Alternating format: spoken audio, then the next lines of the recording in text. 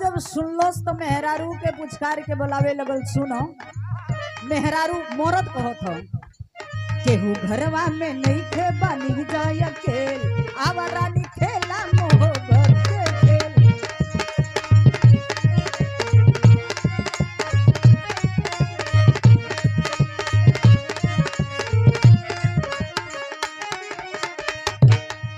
केहू घरवा में नहीं थे बनी जाय अकेल आवा रानी खेला मोहब्बत के खेल।